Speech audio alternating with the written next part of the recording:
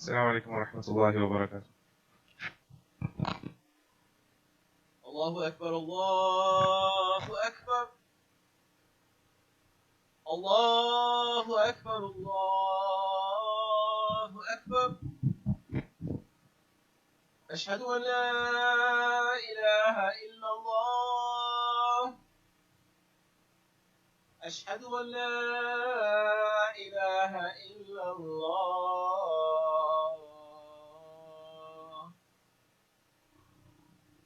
أشهد أن محمدا رسول الله أشهد أن محمدا رسول الله حي على الصلاة حي على الصلاة حي على الفلاح حي على الفلاح الله أكبر الله أكبر لا إله إلا الله.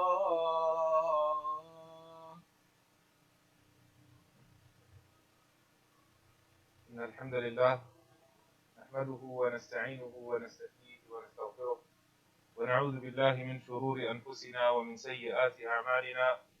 من يهده الله فلا مضل له ومن يضلل فلن تجد له وليا مرشدا. وأشهد أن لا إله إلا الله وحده لا شريك له وأشهد أن محمدا عبده ورسوله صلى الله عليه وعلى آله وصحبه وسلم تسليما كثيرا. أما بعد، يقول الله تعالى: ولا تهنوا ولا تحزنوا وأنتم الأعلون إن كنتم مؤمنين. إن يمسسكم قرح فقد مس القوم قرح مثله وتلك الأيام نداولها بين الناس وليعلم الله الذين آمنوا ويتخذ منكم شهداء والله لا يحب الظالمين وليمحص الله الذين آمنوا ويمحق الكافرين. أم حسبتم أن تدخلوا الجنة ولما يعلم الله الذين جاهدوا منكم ويعلم الصابرين. Brothers and sisters, before I translate these ayat, I want to first prime this discussion with circumstances that relate to the following passages. And that is that we are in a state as an ummah where oppression is rampant against the ummah of the Prophet ﷺ. And I don't know if you're keeping up with the news, but what's happening in India with our sisters, the ban of the hijab, it's not just the hijab. It's more or less a ban of the way of life of Islam in India as a minority. Despite the fact that there's 100 million plus Muslims in India, they're still a minority. And they're facing the oppression that they're facing. May Allah subhanahu wa ta'ala give them victory over their opponents. But this prompts a question, especially with a young generation growing up that doesn't necessarily see this adversity. When you grow up seeing adversity, there's a different point of view that you view life in. And so I'm not worried about that group of people. I'm worried about a group of young ones who grew up without facing adversity, without facing challenges. And when they hear the news, they find it hard to empathize. They find it hard to connect with what's happening because they didn't experience it. How you judge something is based off how you imagine. And so the question is brought up. If this ummah is so great, if this ummah is the chosen ummah of Allah subhanahu wa ta'ala, كُنْتُمْ خَيْرَ أُمَّةٍ أُخْرِجَتْ لِلنَّاسِ, you're the best nation that was brought forth to mankind. If it's so amazing, why is it in such shambles? Why is it, wherever you look in the corners of the earth, you find that there is a state of oppression? Whether that's in India, may Allah subhanahu wa ta'ala give them victory. Whether it's in China and what's happening to our brothers and sisters in China. Whether it's in Palestine, whether it's in Afghanistan, whether it's in France and Sweden, and even other parts of the earth. Wherever you look, you find a state of oppression that Muslims are facing. And so if it's true, why is this the state? And how can we answer this question? First of all, as Muslims, we don't say this without a feeling of emotion. We don't say this without a feeling of passion. The Prophet ﷺ praised this ummah where he says that it's like a body. When one of it feels pain, the rest of it stays up at night because it can't sleep. Imagine you have a small toothache, your whole body stays awake because of the small tooth.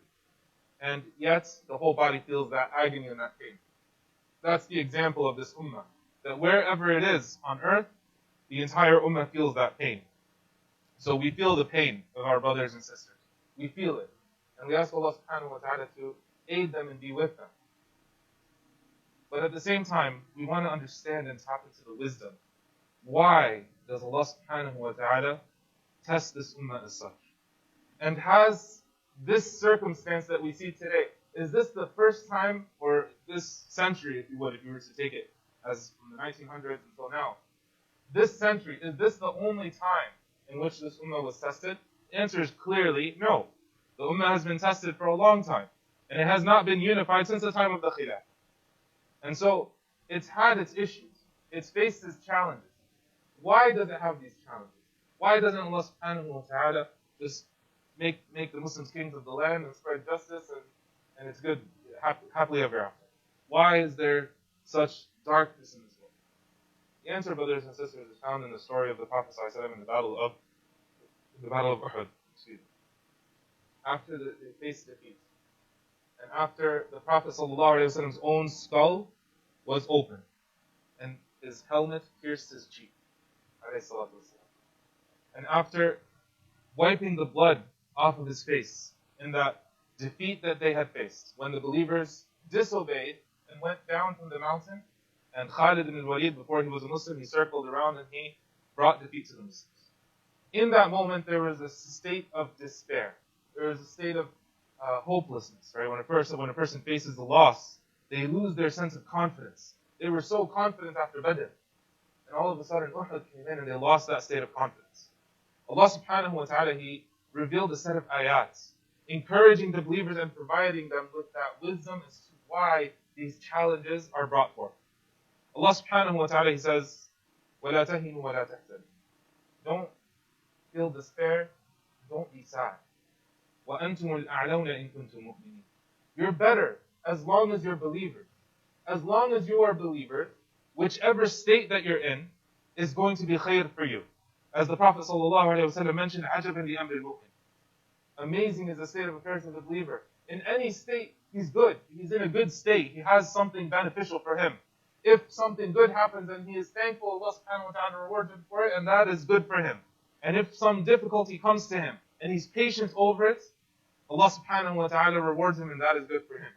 And so in any state, the believers are at a higher status because they have a sense of patience and tawakkul and reliance on their Creator. May Allah subhanahu wa ta'ala make us from them. إِن يَمْسَسْكُمْ قَرْحٌ فَقَدْ مَسَّ الْقَوْمَ قَرْحٌ مِثْلُهُ. If you have been afflicted with a calamity, and in the battle of Uhud, 70 believers were killed. 70 Muslims were killed in the battle. If you have been afflicted with such a calamity, they also, Quraysh, has been afflicted with a similar calamity. Meaning they lost 70 in the battle of Badr. And so, don't look at just the negative side right now. Take a step back and zoom out and look at the whole situation. Those who are in stock markets know about this, where they say, when in doubt, you zoom out. So you see the bigger picture. You see where the trend is actually going. You don't just look at that daily loss. You take a step back and you look at things a little bigger. That helps give you a longer view of where you're trying to go. And that is the teaching here. إِن يَمْسَسْكُمْ قَرْحٌ فَقَدْ مَسَّ الْقَوْمَ قَرْحٌ مِثْلُهُ. You have been afflicted with something, they've been afflicted with something. Why would you lose your confidence? وَتِلْكَ الْأَيَّامُ نُدَاوِلُهَا بَيْنَ النَّاسِ. Those are the days, they rotate between people. One day you have power, the next day you don't. One day you have money, the next day you don't. That is how Allah subhanahu wa ta'ala tests people. And He puts them over one another in different ways. وَجَعَلْنَا بَعْضَكُمْ لِبَعْضٍ فِتْنَةً أَتَصْبِرُونَ. Each of you was made as a test for one another. How are you going to be patient? How are you going to face that situation? With perseverance and reliance?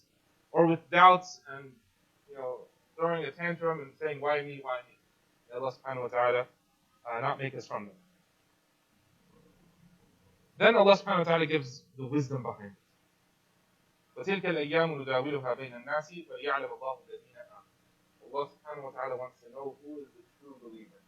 Times of difficulty befall a nation to separate between the one who truly believes and the one who says he believes but doesn't have it in his heart. And so, at a time of adversity, at a time in which the difficulty is heightened, the believers, they say, وَلَمَّا رَأَى الْمُؤْمِنُونَ الْأَحْزَابَ قَالُوا هَذَا مَا وَعَدَنَا اللَّهُ وَرَسُولُهُ وَصَدَقَ اللَّهُ وَرَسُولُهُ وَمَا زَادَهُمْ إِلَّا إِيمَانًا وَتَسْلِيمًا. The believers, when they're faced with a challenge, they say their iman increases. Their submission to Allah subhanahu wa ta'ala increases. And they say, this is what Allah subhanahu wa ta'ala promised us. We're going to hold true to our belief. We're not gonna lose sight of the bigger picture. And that is that this dunya is fani, this dunya is bound to expire. And that there's something greater beyond that.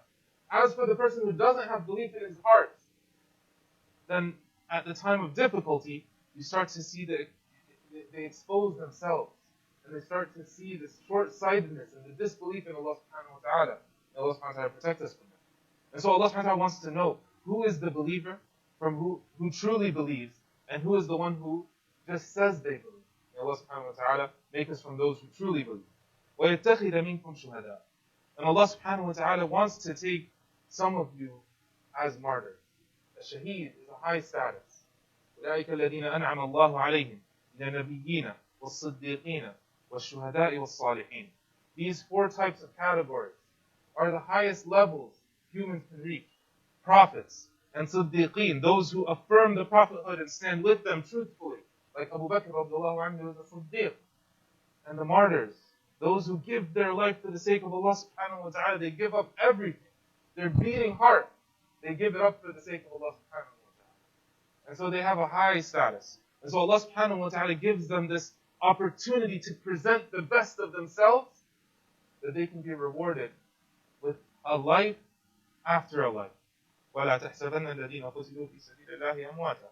Don't think that those who were killed in the way of Allah, that they are dead. Rather, they are alive in Jannat al-Na'im, as the Prophet ﷺ mentioned, that they are in a state of bliss until the Day of Judgment. And on the Day of Judgment, they have an even bigger bliss. And so they are given a high status based off of the test that they're faced. And so they're caught between a crossroads. Either they're given heights and dignity in this world through persevering over their adversity, or if they lose throughout the process, they're given victory in the akhirah. And so it's victory after victory for the believers. May Allah subhanahu wa ta'ala make us from. وَيَتَّخِذَ مِنْكُمْ شُهَدَاءَ وَاللَّهُ لَا يُحِبُّ الظَّالِمِينَ. Allah subhanahu wa ta'ala does not like those who are oppressors. وَلِيُمَحِّصَ اللَّهُ الَّذِينَ آمَنُوا. And another reason is to purify. To purify something, to filter it out. To filter out perhaps we have some sins. We've piled some things on our hearts. And so Allah subhanahu wa ta'ala tests us with adversity. Allah subhanahu wa ta'ala tests us with difficulty. He takes away a little bit of the luxuries of the dunya so that we return to Him. And in a moment of need, you find people truly clinging on to their Creator. And so in that moment, it's a purification process for them to wake them up out of the slumber of this life and its luxuries and its deception, so that they can connect to their Creator. وَلِيُمَحِّصَ اللَّهُ الَّذِينَ آمَنُوا. To purify the believers. وَيَمْحَقَ الْكَافِرِينَ. As for those who champion disbelief, then it makes their situation clear. May Allah subhanahu wa ta'ala protect us from that. And the Prophet sallallahu alayhi wa sallam mentioned that, regarding the believer, the difficulty that he goes through. The Prophet sallallahu alayhi wa sallam, he says, مَا يُصِيبُ الْمُسْلِمُ مِنْ نَصَبٍ وَلَا وَصَبٍ. The believer doesn't go through any hardship or difficulty or sickness, وَلَا هَمٍّ وَلَا حَزَنٍ, or sorrow or depression. It doesn't go through any of these difficulties. وَلَا أَذًى وَلَا غَمٍّ, or any pain or any harm, even a prick of a thorn that touches him, except Allah subhanahu wa ta'ala forgives him for it. Allah subhanahu wa ta'ala forgives some of his sayyat. And so a purification process is found in the fitan that come down on this earth. When our brothers and sisters in India are going through what they're going through, first of all, it's a testament to their strength of dealing with the past however many years, 2 centuries, of oppression that they've been going through, and it's a testament to what they've done as a minority in that country. May Allah subhanahu wa ta'ala bless them. And may Allah subhanahu wa ta'ala reward their efforts. And it's also to show their strength of character. Despite the adversity, they say, no, we're going to wear the hijab. No, we're going to stand true to our faith. Regardless of what propaganda is spread, regardless of what policies are in place, we're going to fight for our rights. And so it shows their character, it shows their strength. May Allah subhanahu wa ta'ala bless them. And if certain people go through an even higher level of fitna, then it only shows even more of their character. Who was the one that was tested the most? The Prophet sallallahu alaihi wasallam, where he says, as he's going through the agonies of death, he's saying that a person is tested to the level in which their spirituality and their taqwa is. And the Prophet ﷺ mentioned that the Anbiya are tested double than that of a normal righteous person. And he would swear by Allah subhanahu wa ta'ala that the agonies of death are severe. And what he went through was very difficult, alayhi salatu wasalam. And yet he persevered. Now there's another secret that when we dive into this question, we also find that the wisdom behind tribulations and difficulties is also to see which of the believers have a truly long view of where they're trying to go. Those who are truly sincere would overcome the mountain that's before them because they see something at the end of the road. They see something that others don't see. They can see further away. And that's found in the example of the Prophet ﷺ when he was in Mecca. And the believers, they were tortured in Mecca. They were coated in iron. They were put in the desert. The rocks were placed on them. They went through difficulty. And yet they still asked the Prophet ﷺ, when is the victory coming? When is it happening, Ya Rasul? And the Prophet ﷺ told them, there will come a time where the person will travel from place to place and he won't be worried of anything except a wolf eating his sheep. That's the only thing he's afraid of. Meaning he's not afraid of people harming him or anything like that. And he ended with a phrase, وَلَكِنَّكُمْ قَوْمٌ تَسْتَعْجِلُونَ. But you are a people that rush for some greatness. You want the good immediately. Rather, Allah subhanahu wa ta'ala tests us to show which of us are those who can see furthest away. And that is the hallmark of a leader. And that is the hallmark of someone who truly has reliance, true reliance on their Creator, Allah Jalla Jalal. May Allah subhanahu wa ta'ala make us from them. So brothers and sisters, when we look at the dire situation, don't rush to conclusions.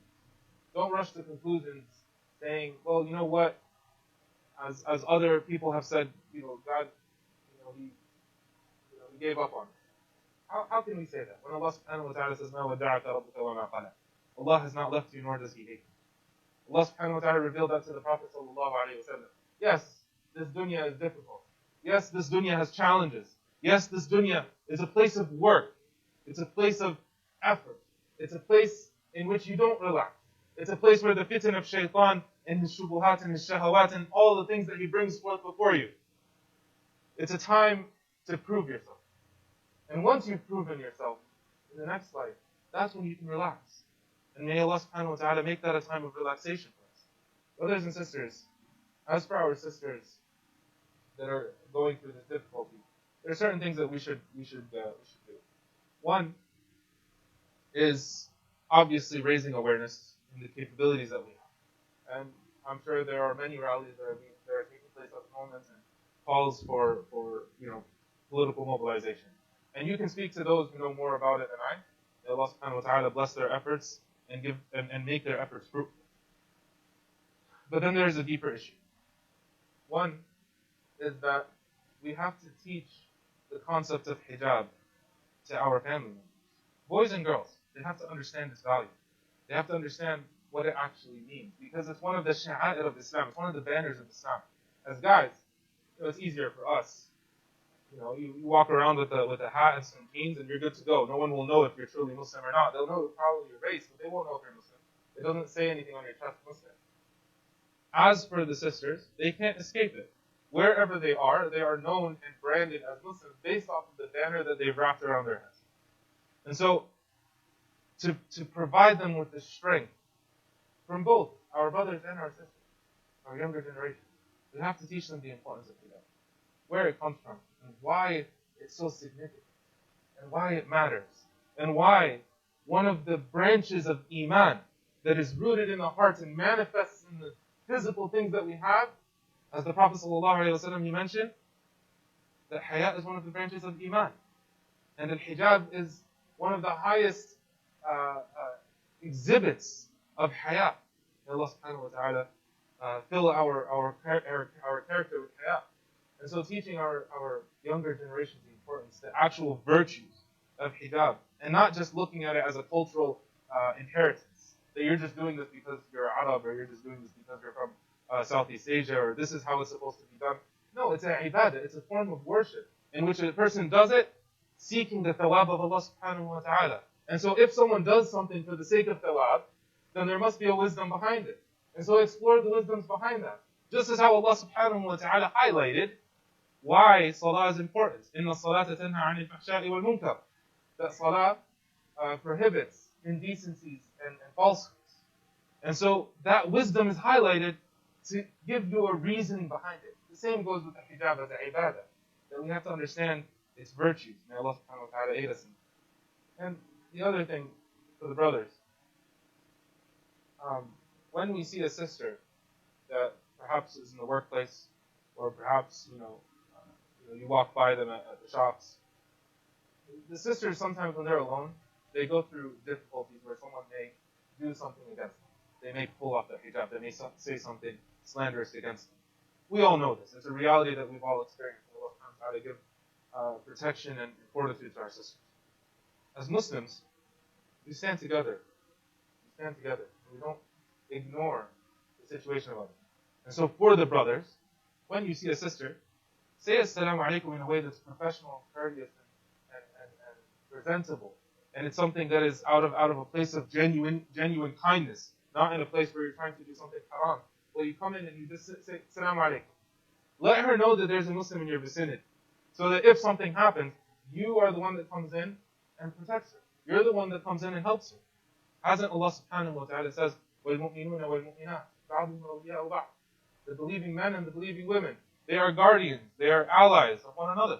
They support one another, they protect one another. And so, if you see somebody that is obviously Muslim, whether it's a sister wearing a hijab or a brother wearing a thobe, if that ever happens, say assalamu alaikum. That salam, first of all, is a ibadah. And second, you're giving that person a signal that, hey, you have somebody here that'll help. And I'll help you.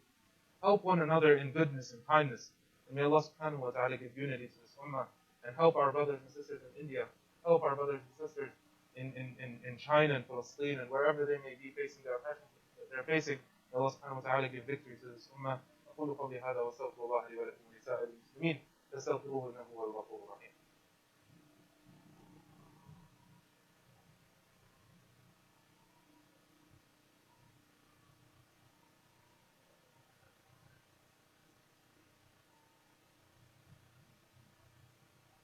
الحمد لله حق حمده وأشهد أن لا إله إلا الله الصادق في وعده شهادة تنجي قائلها في ظلمة لحده وأشهد أن محمدا عبده ورسوله وصفيه من خلقه صلى الله عليه وعلى آله وصحبه وسلم تسليما كثيرا. أما بعد، يقول الله تعالى إن الله وملائكته يصلون على النبي يا أيها الذين آمنوا صلوا عليه وسلموا تسليما. اللهم صل على محمد وعلى آل محمد كما صليت على إبراهيم وعلى آل إبراهيم وبارك على محمد وعلى آل محمد كما باركت على إبراهيم وعلى آل إبراهيم في العالمين إنك حميد مجيد. اللهم اغفر للمسلمين والمسلمات الأحياء منهم والأموات إنك يا مولانا سميع قريب مجيب الدعوات. اللهم أبلم لهذه الأمة أمر رشد يعز فيه أهل الطاعة ويهتدى فيه أهل المعصية ويؤمر فيه بالمعروف وينهى فيه عن المنكر. اللهم اغفر لحينا وميتنا وشاهدنا وغائبنا وصغيرنا وكبيرنا وذكرنا وأنثانا. اللهم من أحييته منا فأحيه على الإسلام ومن توفيته منا فتوفه على الإيمان. عباد الله رحمكم الله، إن الله يأمر بالعدل والإحسان وإيتاء ذي القربى وينهى عن الفحشاء والمنكر والبغي يعظكم لعلكم تذكرون. فاذكروا الله يذكركم واشكروه على نعمه يزدكم ولذكر الله أكبر والله يعلم ما تصنعون.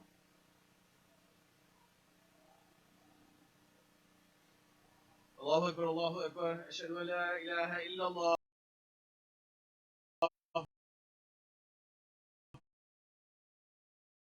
أشهد أن محمدا رسول الله. حي على الصلاة حي على الفلاح قد قامت الصلاة قد قامت الصلاة. الله أكبر لا إله إلا الله.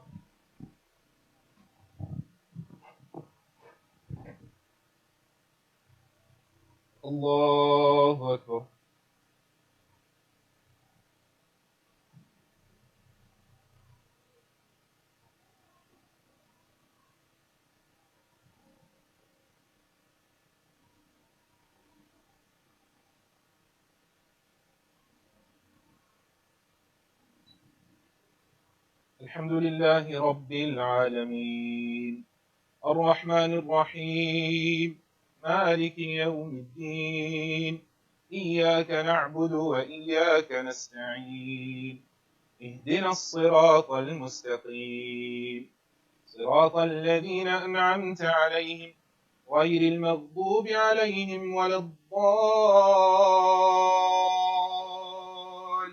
الضالين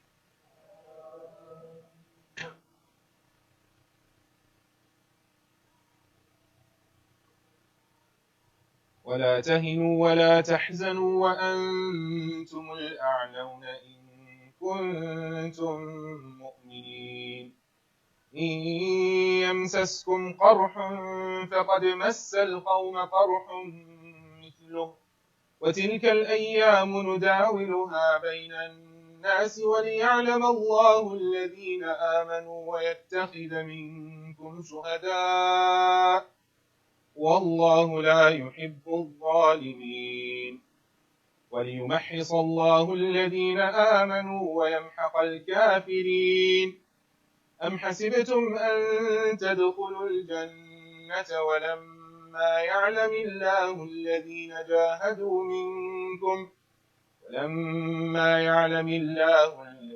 جاهدوا منكم ويعلم الصابرين الله أكبر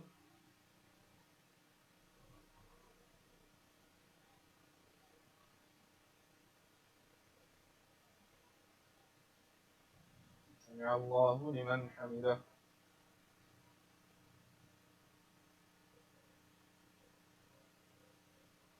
الله أكبر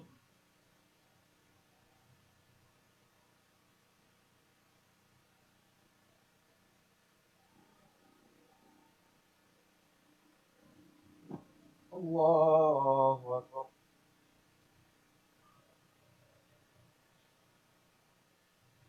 الله أكبر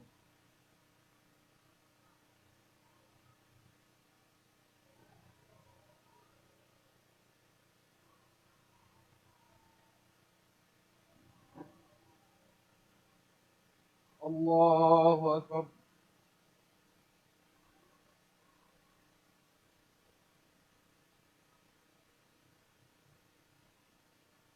الحمد لله رب العالمين الرحمن الرحيم مالك يوم الدين إياك نعبد وإياك نستعين اهدنا الصراط المستقيم صراط الذين أنعمت عليهم غير المغضوب عليهم ولا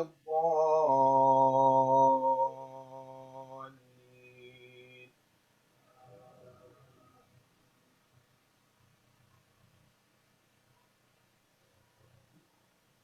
إذا جاء نصر الله والفتح ورأيت الناس يدخلون في دين الله أفواجا فسبح بحمد ربك واستغفره إنه كان توابا الله أكبر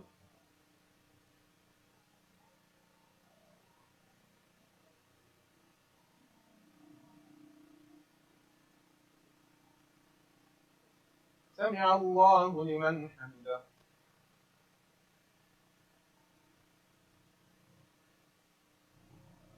الله أكبر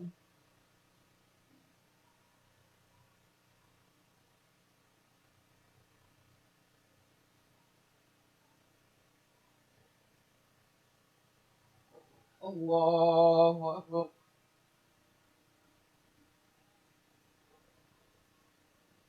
الله أكبر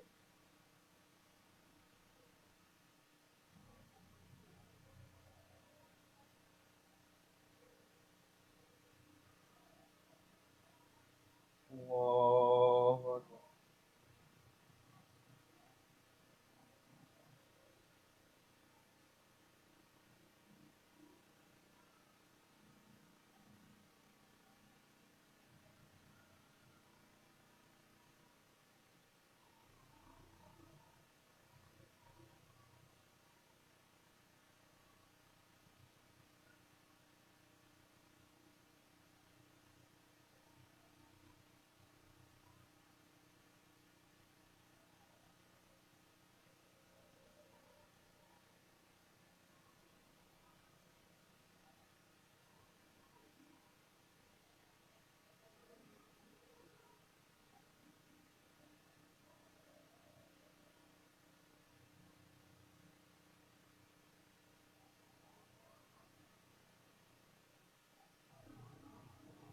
السلام عليكم ورحمة الله.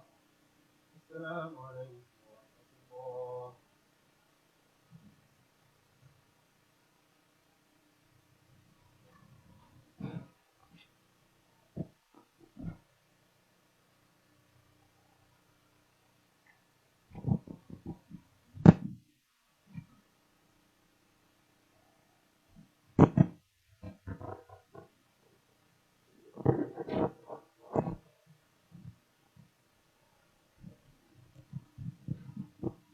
بسم الله الرحمن الرحيم والصلاة والسلام على سيدنا محمد وآله وصحبه أجمعين. Assalamu alaikum. Inshallah, just a couple of minutes to bring you up to speed on several programs that are happening, inshallah. So tomorrow is a special day. We have reservations made for the families to go to ice skating at 1:30 in the afternoon. More details about that are on the website and on our newsletter. Registration for that closes tonight, so please make sure that you let us know if that's going to be something of interest. Next weekend, inshallah, there's a hike in the morning. There's also a special program at Georgia Tech for professional growth that the RCM, alhamdulillah, is able to sponsor. So if you have young kids that are interested in learning more about becoming more professional, please take a look at that on our website as well and on our Georgia Tech MSA. And then a couple more requests. We have a survey that's going on to learn more about the best way to communicate with the community. So please fill that out. There's a big QR code on the way out that you can scan with your phone and let us know your preferences. We're also trying to figure out if there's any interest in doing a Hajj and a Umrah trip. Hajj, as you know, the timing is set. Umrah is probably going to be more of a end of year winter break kind of family opportunity, inshallah. So please go and also let us know if you'd be interested in that. And then please stay in touch with us on the website. There's plenty of opportunities in March, inshallah. And please try to join us for evenings and pleasure for all the different programs that Imam Ibrahim is leading. Barakallahu feekum. Wassalamu alaikum wa rahmatullahi wa barakatuh.